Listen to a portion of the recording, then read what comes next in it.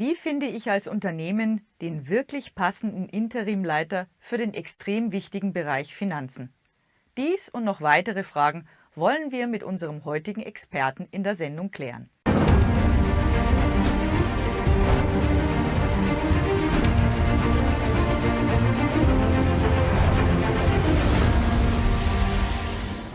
Hallo und herzlich willkommen hier im Ratgeberstudio. Heute zum Thema: Wie finde ich als Unternehmen den wirklich passenden Interimleiter für den Bereich Finanzen? Um diese Frage zu beantworten, habe ich mir einen besonderen Gast eingeladen: Martin Schneider, den Inhaber der Brainforce-Gruppe und Geschäftsführer der Brainforce GmbH Deutschland. Hallo Herr Schneider, schön, dass Sie heute wieder mein Gast sind. Freut mich auch. Guten Abend. Lieber Herr Schneider, welche Bedeutung hat denn der Begriff Interim, wenn man von einem Interims-CFO oder Interimsleiter Finanzen spricht? Ein Interimleiter Finanzen, ein CFO, ist eigentlich in der Regel ein Teil der Unternehmensleitung. Es ist eine Führungspersönlichkeit mit strategischem Weitblick, der verschiedene Dinge tut. Er plant, koordiniert, verwaltet finanzielle Transaktionen des Unternehmens. Er sorgt für eine ordnungsgerechte Buchhaltung und begleitet das Forderungsmanagement. Mit seinen Controlling-Instrumenten ist er eine Schlüsselperson zum CEO, der aufgrund der Kennzahlen eben das Unternehmen auch effizienter und besser führen kann. Es ist in der Regel eine zeitliche Überbrückung einer Vakanz, typischerweise 6 bis 9 Monate. Ein Beispiel dazu ist ein CFO, der im Dezember ein Unternehmen verlässt, beispielsweise, um einen anderen Job anzunehmen. Die Nachfolge konnte nicht rechtzeitig besetzt werden, die Suche musste neu gestartet werden. Der Jahresabschluss steht an und entsprechend muss auch sofort ein Interim-CFO eingesetzt werden, der da ist, bis eben die permanente Lösung wieder gefunden und eingesetzt ist. Aber Achtung, es gibt echte und unechte Interim-CFOs. Ein unechter CFO ist einer, der jetzt gerade einen permanenten Job sucht. Das ist aber in der Praxis eben nicht die richtige Lösung, weil er eben nicht unbedingt unabhängig agieren kann und auch nicht gewohnt ist, ganz kurzfristig sich in die neue Situation einzudenken und eben auch innerhalb Tagen entscheidungsfähig zu sein. Ein echter Interims-CFO macht das schon seit Jahren. Er ist sich gewohnt, kurzfristig einzusteigen und eben auch eine Mischung zwischen den strategischen, aber eben auch vor allem den tagtäglichen Problemen sich anzunehmen, der diese Fähigkeit und diese Erfahrung mitbringt. Welche Kriterien helfen mir denn jetzt als Unternehmer, wenn ich wirklich einen passenden Interim-Manager oder Leiter brauche für diesen Bereich Finanzen? Am Anfang steht eine ganz intensive, vertiefte Situationsanalyse. Einerseits sind es sicher fachtechnische Elemente, die hier eine wichtige Rolle spielen. Es sind aber eben auch führungstechnische Kompetenzen. Der Interim-CFO muss entsprechende Anwenderkenntnisse mitbringen für die ERP-Systeme, die in diesem Unternehmen verwendet werden. Er muss die entsprechende Führungskompetenz mitbringen. Er muss das spezifische Geschäftsmodell kennen. Er muss das kulturelle Umfeld verstehen bei diesem Unternehmen. Und er muss auch die relevanten Sprachen sprechen. Und dazu kommen natürlich verschiedene Persönlichkeitsmerkmale. Der Suchkanal zum Finden dieses richtigen Interim-Managers ist natürlich zentral wichtig. Und natürlich auch der Tagessatz spielt eine Rolle, die Verfügbarkeit, die kurzfristige Verfügbarkeit und auch wie hoch sein Pensum ist, das er zur Verfügung stellen kann. Aber jetzt bleibe ich als Unternehmer ja als erstes mal bei der Situationsanalyse. Was genau muss ich denn da berücksichtigen? Am Anfang steht natürlich, muss man ja wissen, was die Ausgangslage ist. Man muss die Hintergründe verstehen, man muss die bisher geleisteten Aktionen kennen, man muss die Befindlichkeiten spüren, etc. etc. Es sind auch eventuell Sonderprojekte, die anstehen. Vielleicht muss ein neues ERP-System eingeführt werden. Was ist der Hauptfokus und was sind Kriterien, die kann oder muss sind? Das heißt mit anderen Worten, das Anforderungsprofil deckt sich nicht mit einem Standard JD, Job Description, mit einer Standardstellenbeschreibung, sondern sie wird auf die spezifische Situation angepasst. Man muss auch verstehen, ob der Kunde bewusst eine interne oder bewusst eine externe Lösung sucht. Die externe Lösung insbesondere aufgrund der Unabhängigkeit. Dann eben Dringlichkeit, Dauer, Pensum, Budget, alles das und vor allem eben die Kriterien auf strategischer, taktischer und operativer Ebene. Das sind alles Themen, die hier geklärt werden müssen. Also jetzt haben wir die Situationsanalyse als Unternehmen praktisch abgeschlossen, aber dann brauche ich ja auch fachtechnisch und führungstechnisch gerade in diesem Bereich bestimmt besondere Erfahrungen. Auf was muss ich da mein Augenmerk legen?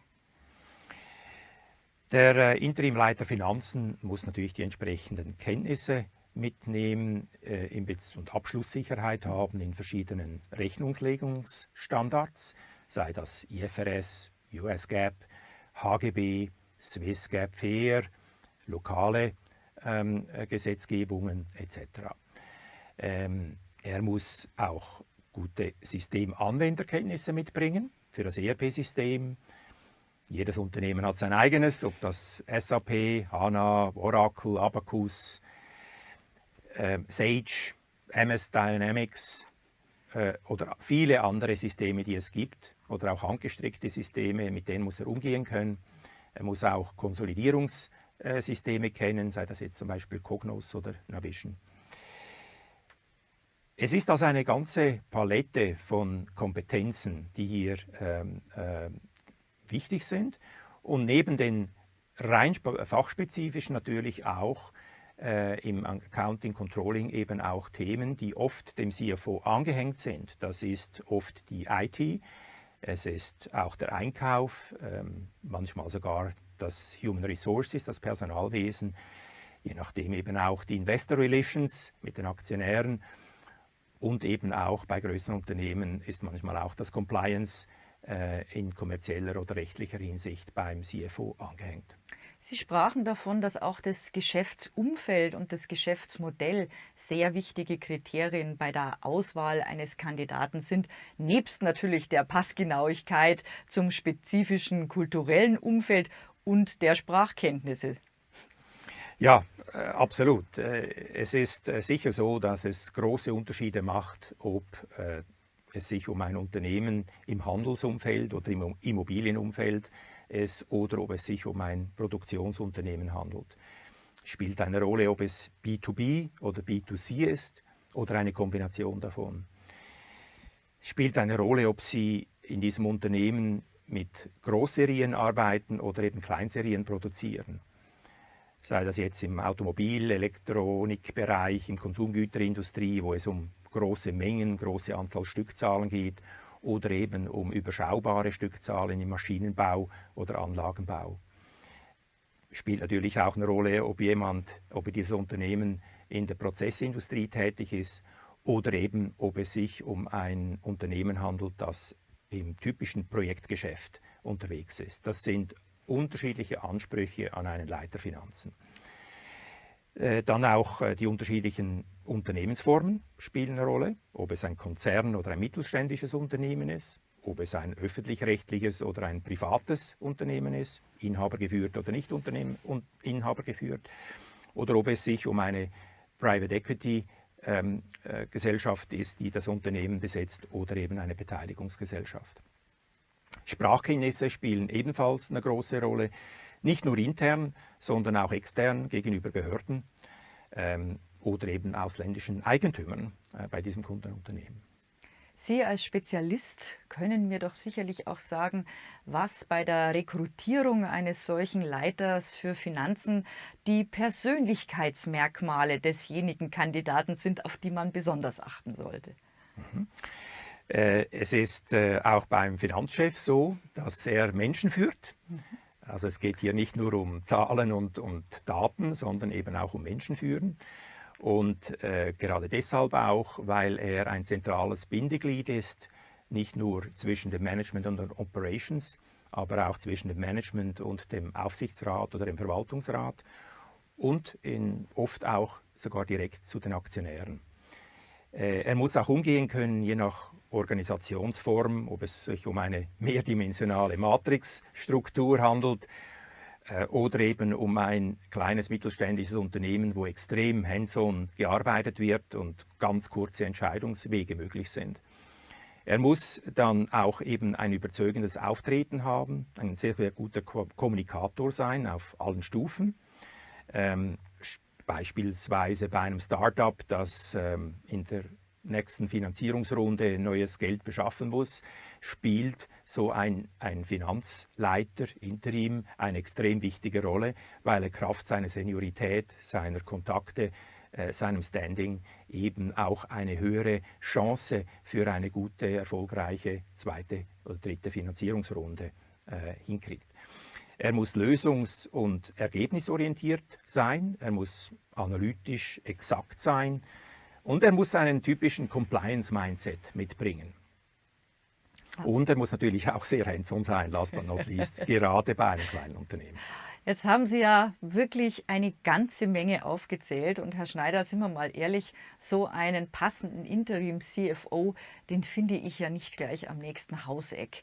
Was machen Sie als Experte? Welche Suchkanäle benutzen Sie, um für die Unternehmen so einen passenden CFO zu finden? Aus meiner Sicht gibt es natürlich die drei typischen Kanäle. Sie haben den ersten Kanal, ein spezialisierter Interim-Management-Anbieter, der Ihnen ein Angebot macht und eine Auswahl on demand, Ihnen eine Auswahl von gut passenden Kandidaten auf genau Ihre Situation unterbreitet. Der zweite Kanal Internet. Sie können natürlich immer suchen und über Google findet man ja eigentlich fast alles. Sie haben aber dort eben auch die Problematik der Scheinselbstständigkeit, wenn Sie den Interim-CFO einfach so direkt anstellen und nicht über einen Provider. Und zum anderen eben haben Sie keinerlei Garantien, wenn Sie einfach so jemanden von einer Google Search in diese Funktion hieven. Der dritte Kanal sind Treuhand- oder Revisionsgesellschaften.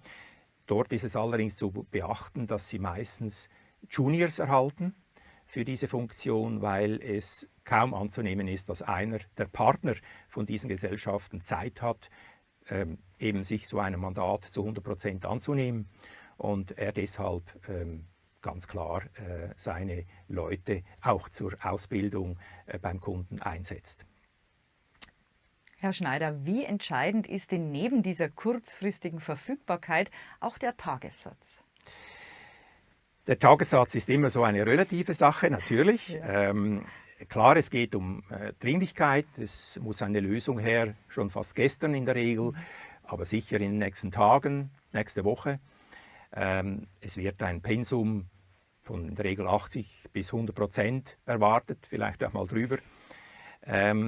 Es gibt aufgrund der Erhebungen der Fachverbände im Interim-Management so eine Regel, eine Faustregel, und die besagt, dass so ein Tagessatz so 0,8 bis 1,0% des Jahresbruttogehalts der entsprechenden Position ausmacht. Mit anderen Worten, wir sprechen hier von kundenseitigen Tagessätzen von zwischen 1.000 und über 2.000 Euro, abhängig natürlich von verschiedenen Aspekten, Firmengröße, Branche etc. etc. Herr Schneider, können Sie für unsere Zuschauer nochmal die 3 wichtigsten Punkte zusammenfassen, wenn es um das Thema Interimsleiter, also CFO für den Bereich Finanzen geht? Ja, erstens, eine vertiefte Situationsanalyse ist ganz zentral. dann weiß man, was man genau für einen Kandidat braucht für diese spezifische Situation. 2, es ist im Finanzwesen zu wichtig, als diese Funktion einfach einer Google Search zu überlassen, wo man sich eben letztlich auch Scheinselbstständigkeitsrisiken aufhalst und eben auch keine Garantie von Ersatzstellungen hat. Deshalb ist eigentlich der Gang zu einem Interim-Management-Dienstleister sicher die bessere Wahl. Und drittens der Preis. Klar, wichtig ist auch hier, der billigste ist nicht der beste in der Regel und umgekehrt ist es auch so, dass der teuerste nicht unbedingt der beste ist. Herr Schneider, wenn unsere Zuschauer jetzt noch spezifische Fragen haben oder eine persönliche Beratung wünschen, wohin dürfen die sich wenden? Die können uns jederzeit anrufen, 724. Sie können uns eine E-Mail schreiben. Wir sind stets für Sie da, international. Wir sind in den Dachmärkten mit unseren Büros vertreten, aber auch weltweit an verschiedenen Standorten. Und wir sind eben vor allem keine Franchise. Also überall, wo Sie uns anrufen, sprechen Sie mit dem gleichen Team letztlich, mit dem globalen Team. Und Sie werden eine beste Lösung auf globaler Basis eben auch erhalten für genau Ihren Fall. Herr Schneider, ich bedanke mich für die vielen wichtigen Informationen und dass Sie heute wieder Gast bei mir im Studio waren. Und bei Ihnen, liebe Zuschauer, wie sieht's aus? Ist Ihr Bereich Finanzen in guten CFO-Händen? Wenn nicht oder wenn Sie Fragen haben, dürfen Sie die auch gerne unten in die Kommentare stellen. Ich verabschiede mich bei Ihnen bis zum nächsten Mal hier im Ratgeber.